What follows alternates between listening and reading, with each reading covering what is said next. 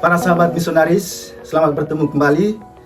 Kami kali ini kembali berbincang-bincang mengenai bukan lagi mengenai kehidupan aktivitas kami sebagai misionaris di Jepang, tetapi tentang dua isu besar yang sekarang lagi banyak didiskusikan di Indonesia, terutama di Flores ya, di mana kami kebanyakan berasal dari wilayah ini.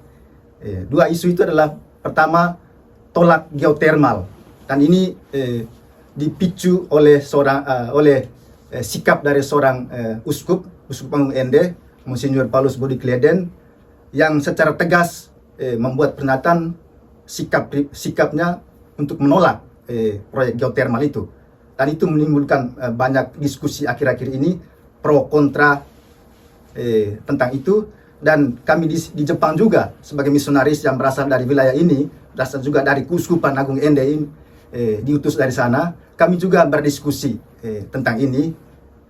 Dan malam hari ini ya, kami dalam semangat sinodal bersama, kami mau menyalurkan apa yang kami sudah diskusikan, kami perbincangkan bersama. Kami tidak punya satu pendapat juga. Ada banyak pendapat, ada yang pro juga, ada yang kontra juga berkaitan dengan ini. Tetapi apa yang ingin kami sampaikan malam hari ini bukan terutama untuk memecahkan masalah yang ada ini, tetapi kami mau ikut bersama kita semua di mana saja berada, yang mau mendiskusikan ini, mau berbicara tentang ini, juga mau menyampaikan harapan tentang apa harapan kita mengenai berhadapan dengan isu ini, apa yang kita inginkan, apa yang kita pikirkan, apa yang kita rasakan. Jadi itu yang ingin kita bagikan malam hari ini. Dan juga isu kedua adalah isu penggusuran rumah warga di Nanggahale. Ini juga isu besar karena ini penggusuran yang dilakukan oleh seorang PT, yang memang berbisnis untuk mencari mencari keuntungan. Tetapi ini PT dari Keuskupan Maumere, ya. Dan ini menimbulkan banyak diskusi juga. Ada yang mengkritik gereja, dan ada yang mengkritik SVD juga, karena wilayah itu adalah wilayah juga wilayah kerja dari SVD juga. Di sana juga misalnya bukan hanya Nanggahale tapi juga Patiahu, sudah di sana SVD berkarya juga di sana, dan punya hak hak untuk mengusahakan tanah, mengerjakan tanah di sana juga. Sehingga dan berkaitan ini juga kita akan menyampaikan kita punya pikiran, perasaan semua dari kami misionaris yang lagi berkarya di Jepang ini. Dan untuk membuka seluruh perbincangan kita malam hari ini, kita dengar dari seorang misionaris peneliti. Dia meneliti hal-hal seperti ini juga. Dia seorang ahli hukum internasional. Dan untuk membuka perbincangan kita malam hari ini, mari kita dengar dari dia, Profesor Steph. Selamat malam. Selamat malam. Jadi bagaimana Profesor Steph melihat isu pertama ini, isu tolak proyek geotermal, terutama ketika mendengar pernyataan dari Monsinyur Paulus Budi Kleden itu ya. Dan berkaitan dengan pernyataan dari Monsinyur ini, jadi saya membacakan kutipan pernyataan dari Monsinyur Paulus Budi Kleden dulu ya, supaya mungkin Steph kemudian dari situ bisa bertolak dari situ ya. Jadi setelah mendengar berbagai kesaksian dari masyarakat setempat, khususnya dari Sokoria dan Mataloko, saya, ini pernyataan dari Monsinyur ya, menentukan sikap untuk menolak geotermal di sejumlah titik yang sudah diidentifikasi di ketiga kevikipan kita. Ketiga kevikipan sudah ditandai sebagai pusat geotermal. Itu pernyataan dari Monsinyur ya. Kira-kira bagaimana Steph melihat, menilai pernyataan dari Monsinyur ini? Ya, saya juga sebenarnya sudah baca juga pandangan teologis dari Uskup Budi. Lalu saya juga menonton video yang pernyataan Alex baru baca tadi ya. Saya sebenarnya mau berbicara malam ini itu dari perspektif saya, bidang keahlian saya meneliti tentang tanggung jawab legal dan tanggung jawab sosial korporasi. Jadi tentang bisnis dan HAM sebenarnya ya. Lalu waktu saya dengar awal pernyataan dari Uskup Budi, penolakan dia itu berawal dari kesaksian dia dengar di Mataloko dan Sokoria ya. Itu proyek geotermal yang sudah dimulai sudah beberapa tahun, dan setelah mereka mulai beberapa tahun ini akibatnya itu sudah ada, maksudnya akibat negatifnya. Jadi saya juga kenal itu berasal dari mau Pongo mau Keli dan juga daerah Bejawa. Saya sering lewat kalau saya ke Soa untuk kembali ke Jepang atau pulang kembali ke Indonesia, selalu lewat dekat geotermal, dan saya bisa saksikan juga bahwa alam itu dirusakkan.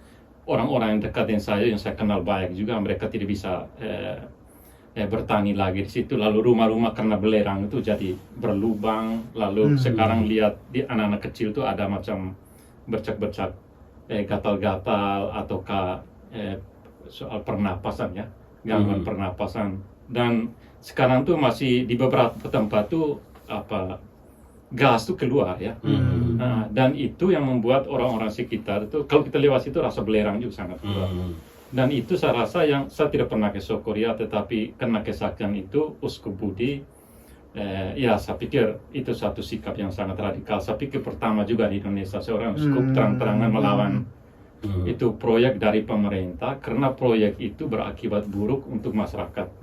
Dan masyarakat kita itu ada juga umat Allah ya, umat gereja. Jadi saya rasa Uskup Budi itu bukan berdiri pada pihak masyarakat dalam konsep negara, tetapi umat dalam konsep gereja ya. Nah, jadi sebagai seorang uskup gembala, saya rasa dia berbicara untuk orang-orang yang lemah, orang-orang yang mendapat akibat buruk dari geotermal itu saya rasa sudah tepat.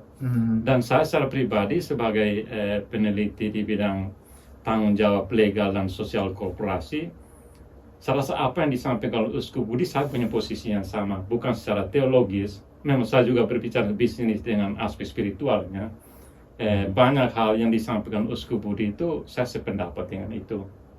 Lalu yang masalahnya kita di sana itu soal penekanan sangat besar itu pada aspek itu legalnya saja ya. Jadi semua hampir berita-berita di mana-mana, lalu diskusi yang sangat luas di sana tuh orang omong tentang kalau masalah ini geotermal, ini sudah ada izinan resmi atau tidak? Itu pertanyaannya, pertanyaan umum. Jadi saya rasa Uskup Budi itu sudah menyoroti dari perspektif berbeda yang tidak masuk dalam ranah itu ya. Tapi untuk saya pribadi sebenarnya ada satu pertanyaan lain lagi yang lebih penting ya, soal itu sebenarnya kalau secara internasional dan juga sudah nasional ya, walaupun itu inisiasi awal itu dari PBB untuk bisnis kalau beroperasi, pertama tuh mereka harus ada izin legal ya. Izin legal itu sudah berlaku sudah lama sekali di mana-mana tuh. Jadi mau buat operasi bisnis di mana harus ada izin legal, maksudnya ada hukum dari pemerintah pusat, lalu pemerintah daerah juga lewat DPR-nya itu memutuskan, lalu bupatinya tanda tangan atau gubernurnya tanda tangan, lalu kalau di pusat presidennya tanda tangan ya. Kalau sudah ada izin itu untuk bisnis, mereka beroperasi, orang mau lawan atau tidak, mereka sudah ada izin legalnya. Itu sama dengan kasus pagar laut yang di Banten ya. Jadi mereka tuh karena sudah ada izin legal, entah prosesnya, makanya itu ada saya pernah omong tentang apa itu substantif dan hanya legal saja itu. Kalau misalnya kalau sudah ada izin legalnya, entah orang protes atau apa, bisnis mereka punya filosofinya cari keuntungan. Dan untuk dapat keuntungan sebesar mungkin, yang paling pertama mereka mau dapat itu izinnya, itu izin legalnya. Tetapi sekarang itu sebenarnya dunia internasional itu kalau hanya izin legal saja izin tidak cukup ya.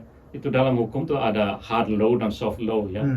Hard law itu yang hukum positif itu yang sudah ditetapkan ya, tertulis, sudah ditandatangan, sudah disahkan. Tapi ada soft law-nya, itu hukum-hukum yang bersifat volunteer ya.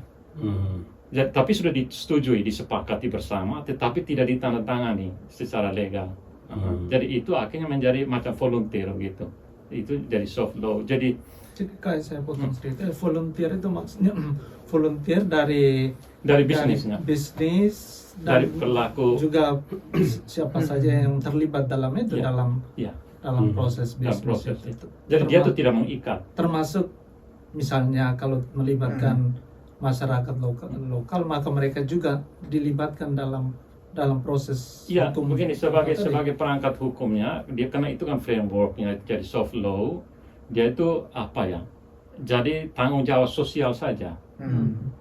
Jadi tapi untuk tanggung jawab sosial ini kan ada prosesnya juga. Jadi misalnya kalau kita omong tentang izin sosial, dalam bahasa itu social license to operate ya.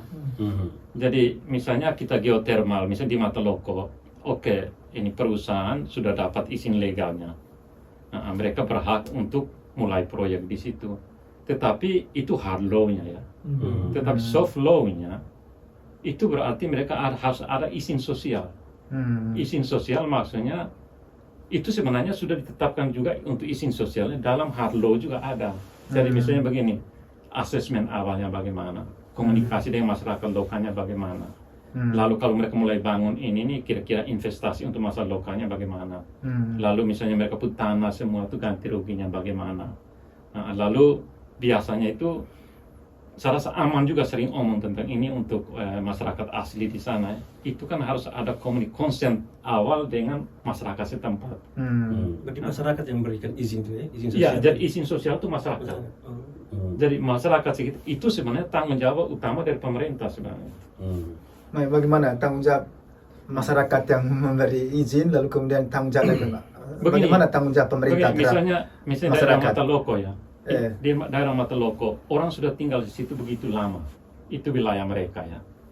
Sekarang perusahaan kan datang dari luar masuk ke situ. Walaupun perusahaan misalnya dari daerah itu, mereka akan masuk menggunakan wilayah itu. Ya. Itu sama kalau orang masuk di rumah saya, dia harus izin dulu ya. Itu yang simpel saja. Dia harus ketuk dulu, tanya. Tapi kan kalau dalam pakai kalau pakai analogi itu maka misalnya dia tidak masuk ke rumah saya, tapi dia membeli tanah di samping rumah saya, dan misalnya yang dia bangun itu satu gedung yang sangat tinggi ya, yang misalnya mempengaruhi dengan itu cahaya tidak bisa masuk ke tempat saya misalnya seperti itu. Dengan itu saya harus tidak, konsep tadi itu mungkin terlalu sederhana. Kalau dalam bisnis ada shareholder dan stakeholder ya. Stakeholder artinya semua orang nanti yang kena pengaruh dari proyek ini gitu, ya. Untuk masyarakat situ.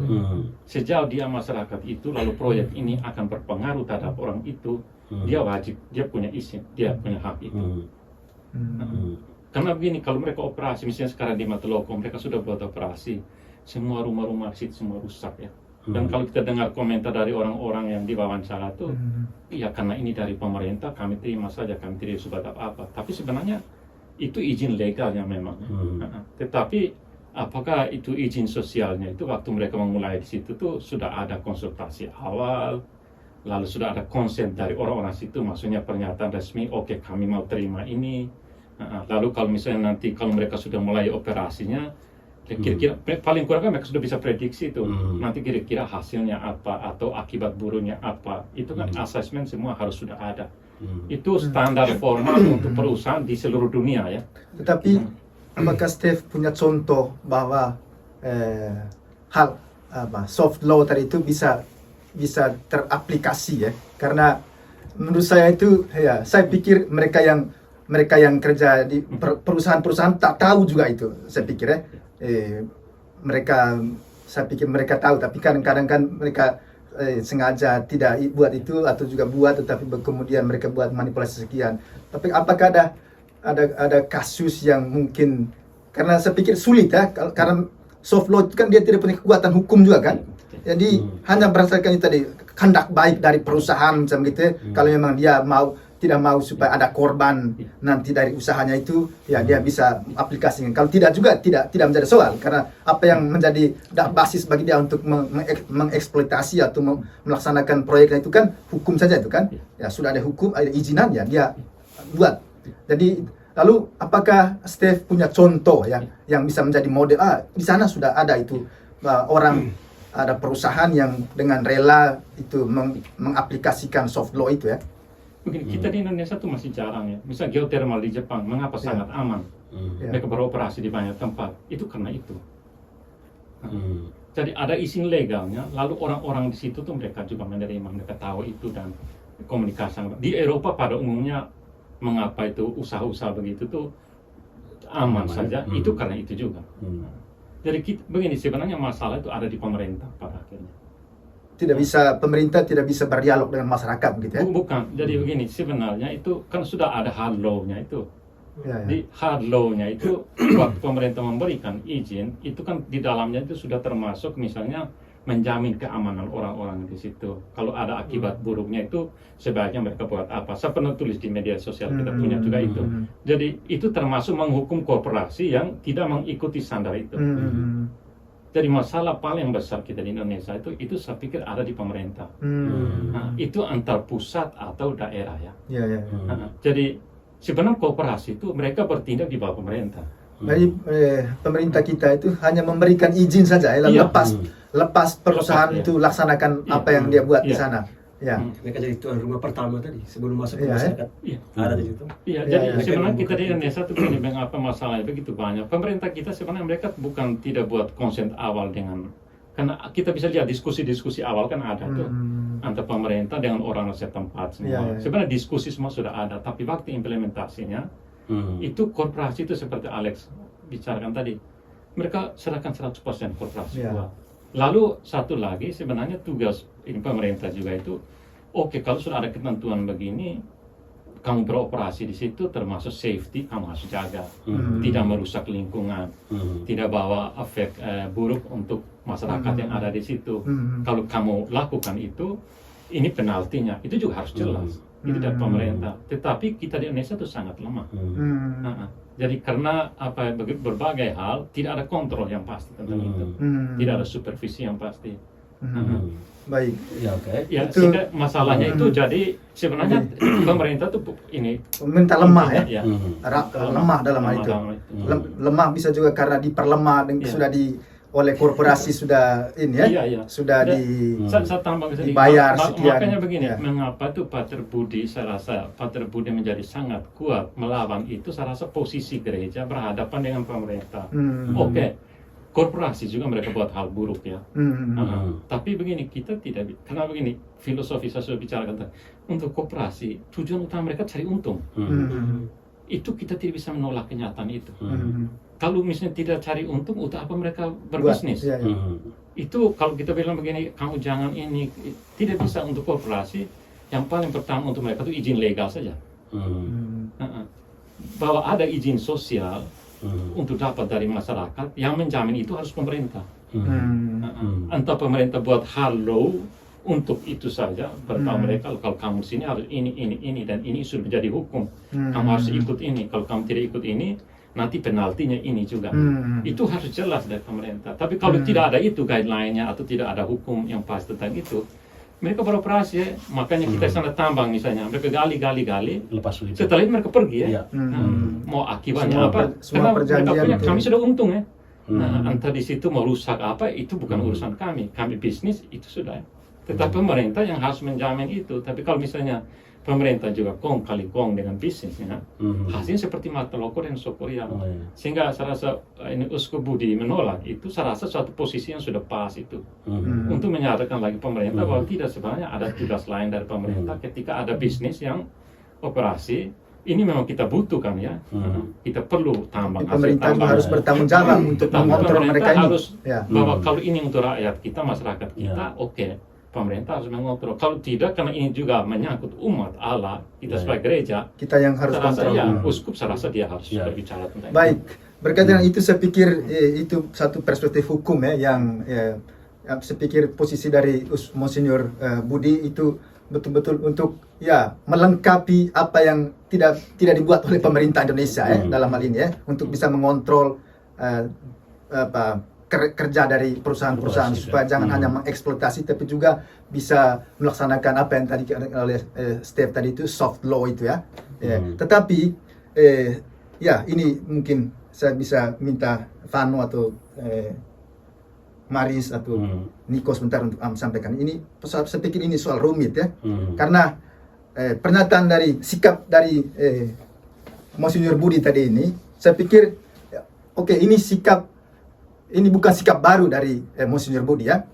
Tapi sudah lama dia sudah punya sikap ini, tapi sebelumnya sikap personal ya, sebagai seorang teolog, sebagai seorang orang yang terlibat dalam kehidupan masyarakat, dalam persoalan-persoalan, peduli dengan persoalan-persoalan masyarakat. Dia adalah seorang teolog yang solider dengan persoalan-persoalan sosial. Ini bukan baru, tetapi kali ini pernyataannya ini, sikapnya ini bukan lagi sebagai satu sikap personal, tetapi sudah merupakan sikap institusional gereja, sehingga sudah sedikit powerful, dan tapi juga menimbulkan pro kontra, dan pro kontra ini apa menjadi soal adalah juga tidak hanya oleh pemerintah apa yang menjadi sasaran dari sikap ini, tetapi juga dalam gereja sendiri juga ada pro kontra itu sendiri ya. Bahkan juga dalam kita punya ini di antara kita juga kan ada sikap sikap yang terlalu, posisi yang tidak terlalu ini ya.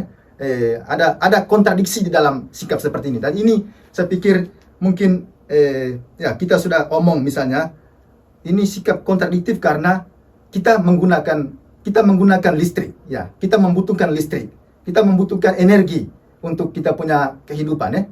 Lalu kemudian kalau kita omong tentang tambang seluruhnya, kita menolak tambang, tetapi kita hidup dengan semua berbagai hal yang kita hidupi sekarang ini itu dari tambang, hampir semuanya dari tambang. Rumah-rumah sekarang termasuk di Flores juga itu kalaupun dari alang-alang juga kita tambang, kita eksploitasi alam kan seperti itu. Jadi dalam refleksi teologis dari Pater Budi juga, Monsinyur Budi juga, ya di situ disinggung soal kepenuhan ciptaan, setiap ciptaan itu ya, bahwa kita manusia juga diciptakan seperti alang-alang, seperti anjing, seperti kucing macam gitu. Jadi semua punya kepenuhan dalam diri sendiri dan punya tujuan dalam dirinya sendiri. Tetapi ini juga sikap teologis yang menurut saya bisa menimbulkan pertanyaan ya. Kalau memang seperti itu, maka kita mau hidup bagaimana manusia sebagai manusia kan? Jadi mungkin ya saya minta pertama Maris untuk sedikit omong tentang ini ya. Bagaimana Maris melihat kontradiksi dalam kita punya sikap ini ya. Ini bukan sikap Budi saja, tapi sikap kita juga kan ya. Baik, Alex. Saya sebenarnya untuk persoalan geothermal kan, saya sama sekali tidak ikuti, dan saya juga terus terang belum membaca ini surat gembala atau apa dari pernyataan dari Monsinyur Budi, sehingga saya sebenarnya tidak punya ini untuk mengomentari persoalan. Tapi kalau Alex tadi bertanya tentang bagaimana kadang-kadang kita di satu pihak kita ada kesan menolak tambang, tapi di lain pihak sebenarnya kehidupan sehari-hari kita tidak bisa melepaskan ini dari hasil bumi, hasil tambang segala macam. Tapi ya sedikit tidak terlalu berhubungan langsung dengan persoalan kali ini, tapi saya kira yang menjadi diskusi atau apa yang bisa menjadi merit ya, menjadi manfaat dari diskusi kita ini, atau juga termasuk apa yang di surat dari Pater Budi ini adalah untuk sedikit mengurangi resiko dari tambang itu. Di satu pihak kan kita tidak bisa melepaskan diri dari tambang, tapi di lain pihak kenyataan bahwa tambang atau apa, terutama untuk kita di Flores yang pulangnya begitu sempit dan masyarakatnya terutama hidup dari tanah ya, sehingga segala sesuatu pertambangan yang berhubungan dengan tanah itu kan sangat berhubungan langsung dengan hajat hidup masyarakat kita ya. Iya, tapi sehingga ya di satu pihak kita sebenarnya kita bisa menolak tambang ya. Dan yang ditolak itu bukan sebenarnya tambangnya itu sendiri, tapi misalnya dampak terhadap lingkungan, dampak terhadap orang-orang di sekitarnya, atau apa lagi yang kita tahu, atau ketidakadilan. Misalnya ada hukumnya, tapi hukum itu dieksploitasi sehingga yang mendapat keuntungan itu hanyalah orang-orang tertentu atau pihak-pihak tertentu. Lalu masyarakat akhirnya menjadi seperti kehilangan segala sesuatu, mereka tidak dapat apa-apa ya. Sehingga saya kira suara Pater Budi itu lebih kuatnya di situ ya, untuk mengurangi resiko ketidakadilan sosialnya itu. Dan juga mungkin sebagai contoh misalnya kita makan ya, orang bilang makan bukan secukupnya, tapi jangan sampai makan sampai kita kekenyangan gitu ya, Kenyang, sampai sampai kemudian muntah-muntah jadi sakit, lagi. sampai muntah-muntah Muntah lagi, lagi ya. macam gitu ya. Saya pikir itu substansi dari seruan Ya, ya. seperti ini ya. Ya. Jadi Iya. oke, oke, Saya pikir Pano. di Monsinyur Budi juga ngomong tentang perlunya membatasi diri ya. Ya. Benar kita pakai HP, pakai barang-barang Iya, iya. tambang. Tapi yang ditekankan di situ kan soal perlunya membatasi diri. Hmm. Nah, ada orang bilang pastor ini telah tambang tapi kita menggunakan piala. Ya. Ya kan? Tapi kan kita kan tidak punya piala sebanyak-banyaknya kan. Ya. Untuk apa? Jadi Hmm. ada spiritualitas pembatasan yang menurut saya menjadi poin penting dari sikap profetis gereja yang disampaikan oleh Monsinyur Budi. Perlu membatasi diri. Itu yang menurut saya. Jadi tambang tetap tambang yang terukur maksudnya. Ya, ya. Tambang yang terukur. Hmm. Ya. Mungkin Kemudian Niko ini bisa ya. Ya saya juga tidak tahu pasti ya maksudnya situasi di sana. Tapi saya melihat begini, ini barangkali karena ada dampak yang buruk terjadi pada orang-orang di sekitar, seperti yang KSD ngomong tadi bahwa barangkali air sungai juga, tanah pertanian juga sudah mulai ini rusak, kemudian berkaitan dengan kesehatan juga, dan saya kira mungkin karena dampak-dampak itu sehingga barangkali itu yang menjadi salah satu pertimbangan juga dari Pater Budi untuk di-stopkan itu pertambangan barangkali yang baru nanti itu. Kan itu sebenarnya tanggung jawab, sebenarnya sudah dari awal sebenarnya itu kan korporasi atau perusahaan itu harus mengantisipasi dampak-dampak yang akan terjadi itu, dan itu sudah saya kira ini sudah menjadi apa namanya itu semacam agreement antara pemerintah dan perusahaan tambang bahwa kamu harus antisipasi dampak-dampak itu, dan saya kira barangkali ini yang tidak dilakukan oleh perusahaan itu sendiri atau korporasi itu sendiri. Kemudian lemahnya seperti yang KSD bilang, saya mengulangi, lemahnya kontrol pemerintah terhadap perusahaan itu sendiri. Apakah karena uang sudah masuk di situ sehingga tidak ada sikap kritis terhadap pemerintah itu terhadap perusahaan tambang itu. Kemudian barangkali satu hal yang mungkin menjadi catatan juga, mungkin apa namanya itu semacam kompensasi ya, macam itu ya. Kita hanya menggali, macam perusahaan hanya menggali, pemerintah hanya menerima mereka yang mau menggali kita punya kekayaan alam yang ada di tanah kita, tetapi misalnya kalau terjadi sesuatu terhadap masyarakat lingkar tambang atau panas bumi itu, kalau misal kesehatan siapa yang bertanggung jawab terhadap ini? Dan ini kan sebenarnya persoalan-persoalan yang sebenarnya sudah dari awal harus diantisipasi. Kalau misalnya kalau ada yang meninggal seperti ini kan, apakah perusahaan ini bertanggung jawab terhadap mereka punya kehidupan? Ketika tanah pertanian mereka tidak menghasilkan sesuatu, siapa yang bertanggung jawab di sini? Dan pasti dampaknya itu masyarakat itu sendiri, anak-anak yang di lingkar tambang atau geometer panas bumi seperti ini kan. Dan ini sebenarnya memang maksudnya seruan Pater Budi itu, saya kira ini juga membangunkan kita semua dari satu kesadaran bahwa tidak berarti bahwa tambang itu buruk ya, tapi bahwa akibat dari tambang itu ya kita harus punya sikap kritis ya yang kuat terhadap akibat tambang itu yang sekarang terjadi nampaknya terhadap kehidupan masyarakat sendiri. Bukan hanya tambang tapi lingkungan itu sendiri juga itu ya. Itu yang perlu barangkali menjadi catatan untuk kita semua, gereja, pemerintah, yang juga justru sebagai umat, karena pemerintah kita di sana kan juga umat sebenarnya itu ya. Umat sekaligus pemerintah itu ya. Dan kita harus punya perhatian sama, bukan hanya terhadap kita menerima listrik apa segala macam, tapi dampak itu semua itu kita menjadi pertimbangan bersama sehingga betul-betul geometral panas bumi itu atau geothermal itu ya, itu punya dampak yang positif yang tidak merugikan salah satu pihak. Tapi kan ini Saya mau kembali ke pertanyaan Alex punya yang awal tadi, maksud itu pertanyaan yang saya rasa valid ya, legitimasi. Maksudnya begini, kita menolak sekaligus kita menggunakan. Maksudnya kita juga harus berpikir tentang ini juga. Tapi saya rasa ini menjadi refleksi untuk kita juga ya. Jadi saya pernah tulis di media sosial, kita di Ende misalnya karena batu bara kita ada listrik ya, tetapi itu kan dari Kalimantan. Sementara orang di sekitar sana mereka menderita karena itu Ya. kita di sana menikmati batu bara. Yang sama juga misalnya geothermal di banyak tempat di Flores atau di tempat Alex, Ya, ya. orang-orang situ menderita, lalu kita di Flores listrik semua ada. Nah, Justru di sini saya pikir ketegangan yang menurut saya apa namanya, yang ya saya pikir mungkin Monsinyur Budi juga sudah mempertimbangkan ini, ya, tapi karena kalau kita lihat dari pernyataan ini ya, kita bisa saya baca ulang ya. ya, Menolak geotermal di semua titik yang sudah diintegrasi di ketiga kevikipan kita. kita ya. Jadi saya sendiri ketika membaca ini atau mendengar apa pernyataan itu Monsinyur di YouTube juga, saya justru terganggu pada kata terakhir itu, Ya. kita.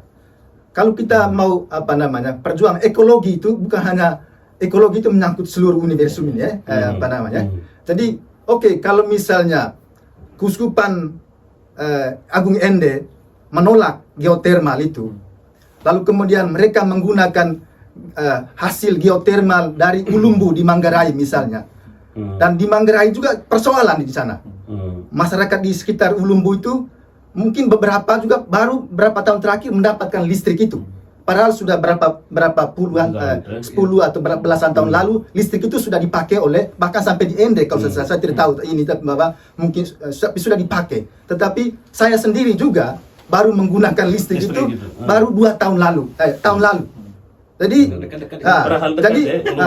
jadi apa yang menjadi menurut saya yang mungkin perlu juga dipertimbangkan juga oleh gereja Indonesia, oleh Monsinyur Budi juga menurut saya itu adalah hal ini ya. Jadi kita menolak bukan hanya di keuskupan kita ya. Kita mestinya menolak ini, kalau memang menolak, tetapi bahwa menolak di mana saja sebenarnya ya. Tapi ini juga menjadi suatu ketegangan yang menurut saya menjadi alasan mengapa kami dari misionaris yang berkarya di Jepang ini juga berbicara tentang ini, karena ini ketegangan ini menurut saya ini yang paling sensitif menurut saya. Karena itu, dan jadinya tidak fair nanti kalau misalnya saya ini ya, saya boleh apa namanya, saya tolak, tetapi saya pakai dari orang lain, dari tempat lain ya. Sebagai satu contoh ya, ini dari seminar dari Nansan Gakkai, seminar dari Universitas Nansan beberapa waktu lalu, tahun lalu ya, akhir tahun lalu, ada seorang profesor yang membuat penelitian mengenai suku Dayak dan hutan, relasi suku Dayak dan hutan di Kalimantan itu ya.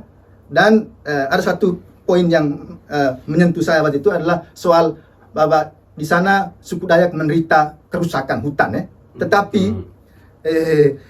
yang mereka mengekspor hutan-hutan di sana dihancurkan, pohon-pohonnya ditebang, tetapi diekspor, dan pengimpor kayu terbesar dari Indonesia adalah nomor 1 adalah Jepang.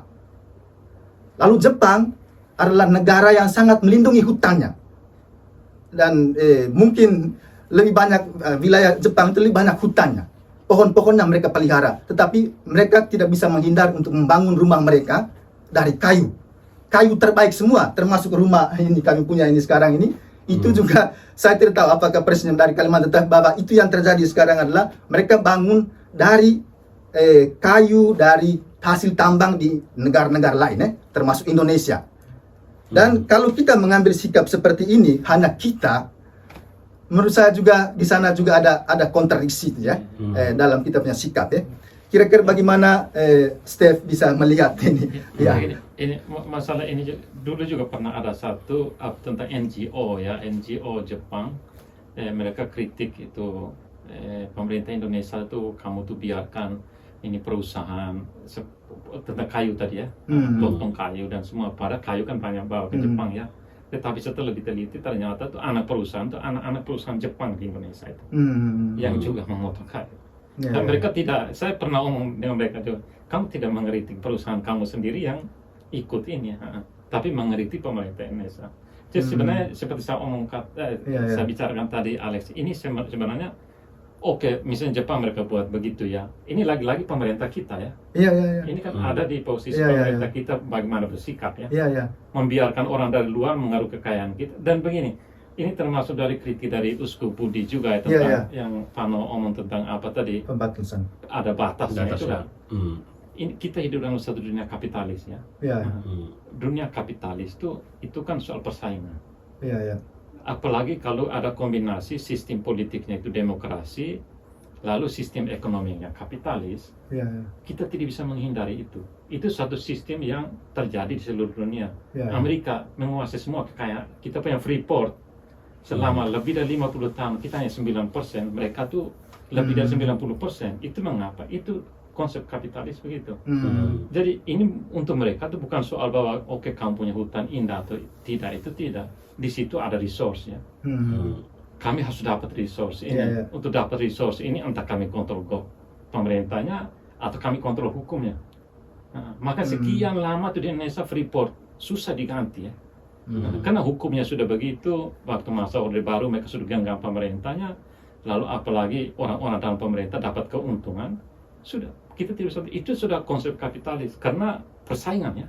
Lalu resource yang ada di mana, entah lewat perang atau kamu berkelahi, yang penting dapat resource-nya. Ya, ya. Ini geothermal juga sama, perusahaan itu misalnya dari New Zealand yang anti mati lampu atau dari mana, mereka tidak pikirkan ini di mana, tidak di bawah bumi Yang ada resource ini kami mau ambil dengan cara apapun. Nah, itu konsepnya, sehingga kritik Pak Budi itu Uskup Budi saya rasa sangat penting dalam satu konsep yang lebih Konsep besar. lebih besar, ya. Jadi soal dunia kapitalis. Jadi kalau misalnya pemerintah kita dengan bisnis di Indonesia orientasinya hanya itu, ternyata secara teologis misalnya atau secara etik kita punya satu nilai lain ya. Ini kan kita harus tawarkan juga bahwa oke, kamu eksploitasi sebesar-besarnya, tapi hasil seperti di Mateloko, seperti di Sokoria, atau seperti Alex ngomong tentang kayu di Kalimantan. Tetapi mengapa ini terjadi? Ini karena Pemerintahnya nilai-nilai, lemah. ya, pemerintahnya lemah, lalu nilai-nilai yang menjadi dasar untuk pemerintah bertindak juga itu tidak ada. Misalnya tadi soal batas tadi. Jadi karena kita tuh hanya memboncengi itu saja. Oke, karena dunia secara keseluruhan dengan gaya kapitalis, demokrasi dan kapitalis, kita harus bersaing, baku rampas keuntungan. Akhirnya kita justru orang-orang kita tuh yang jadi itu korbannya. Ya, karena di dunia kapitalis yang pegang kapitalnya, Iya, yang pegang modalnya, yang punya kekuasaan. Karena itu kapitalis, makanya mereka menggunakan demokrasi katanya. Tetapi tidak soal demokrasi, itu soal bagaimana membuat hukumnya, menggenggam hukum. Ya, ya. Baik, ini saya pikir diskusi yang saya sangat- sama makanya itu saya rasa poin-poin yang ini Uskup Budi katakan itu saya rasa tadi ini itu Alex tekankan tentang mengapa keuskupan kita ya. Saya sebenarnya membaca agak lain ya. Setelah saya membaca semua dia punya tulisan juga dan juga nonton video, karena dia berbicara ke umat di Keuskupan Agung Ende. Oke. Maka dia pakai kata kita di keuskupan kita. Dalam ya. konteks itu ya. Iya, karena kalau misalnya dia omong sampai ke Ruteng, ini sudah bukan wilayahnya ya. Tapi saya rasa yang dikatakan oleh Ya, Alex tapi tadi kan ini sangat soal penting. ekologis ya. Iya. Ya. Tapi Karena- juga soal fair apa tadi teh? Iya, karena Pak Budi, Uskup Budi juga singgung tentang keutuhan yang punya Ya, ya, relasi ya. semua. Memang dia singgung dalam dia Nah, punya refleksi teologis ya. Maksudnya begini, itu menjadi satu titik awal untuk baru pertama di Indonesia seorang uskup secara terbuka itu terhadap bisnis dan pemerintah dia melawan ya. Itu jadi peringatan untuk uskup-uskup lain juga bahwa kita sebaiknya jangan kong kali kong lagi hanya dengan penguasa dengan ini. Kita harus buat satu inisiatif untuk satu gerakan bersama begitu. Nah, kalau misalnya uskup-uskup lain tidak ikut sudah berdua sendiri hanya untuk daerah Ende akhirnya. Iya, iya, iya. Tetapi saya rasa ini sebenarnya untuk konferensi wali gereja Indonesia, gereja Indonesia Satu juga pukulan juga, ya. ya, untuk ambil Ya, ya. sikap sebenarnya. Ambil sikap. Ya, hanya mengambil sikapnya itu bukan untuk mengambil sikap menolak tambang Tidak, atau ya. menolak geotermal Ya, itu sendiri, ya. tapi dalam konteks dalam konteks, Keuskupan Agung Ya, Ende, ya. saya tidak tahu persis tentang kondisi di Mataloko dan Sauria atau Ya, Sokoria. Sokoria itu seperti apa kan? Ya, itu seperti yang tadi kamu sudah beritahu tadi, itu saya juga omong di awal tadi, Uskup Budi itu bukan menolak tambangnya. Jadi saya menulis di media sosial, kita bisa menggunakan HP, kita menggunakan pakai semua hasil tambang ya. Nah, tetapi cara menambangnya, jadi bukan boleh atau tidak menambang, tambang yang bagaimana yang kita perbolehkan, tambang yang bagaimana kita perbolehkan. Di Jepang geotermalnya aman, mengapa kita tidak ikuti Ya, ya. contoh itu? Atau di Safety. Eropa, atau tambang-tambang di tempat lain di negara maju, mereka melindungi warga yang di situ, lalu hasil tambangnya digunakan untuk masyarakat di situ. Kalau misalnya kita di Indonesia juga, misalnya kalau di Mataloka atau di Sokoria, oke, perusahaan dari luar mereka buat geothermal, jamin security-nya, lalu berusaha supaya tidak ada impact negatif untuk orang sekitar, lalu bisa juga karena orang-orang sekitar kan mereka butuh hidup juga. Kalau tanah mereka sudah diambil, apa salah kalau misalnya berapa persen dari situ menjadi saham daerah itu. Misalnya bangun satu koperasi misalnya, lalu berapa persen itu masukkan ke koperasi di daerah itu, lalu itu untuk menghidupkan orang-orang di situ, menyekolahkan anak, urus kesehatan. Tapi karena tidak ada hal-hal macam itu, Ya, misalnya berkaitan uskup dengan melawan. posisi sikap ini ya, sikap dari seorang uskup agung Ende untuk wilayah keuskupannya ya, dia ini seorang teolog yang selalu berbicara tentang dari lokal ke nasional global ya. Jadi bukannya dia bermaksud hanya bahwa ini mau secara egoistis menolak di sini saja tapi tidak menolak yang lain. Tapi memang ini juga dalam artikel yang ditulis oleh Aman itu mereka judulkan ini ya, Uskup Agung Ende tolak proyek geothermal, lalu koma Aman titik kedua, sikap ini patut diikuti keuskupan lain. Ini memang sangat provokatif karena kita tahu juga keuskupan Ruteng, Uskup Ruteng juga sudah pernah membuat pernyataan sikap juga untuk menerima geothermal di wilayahnya wilayah ini.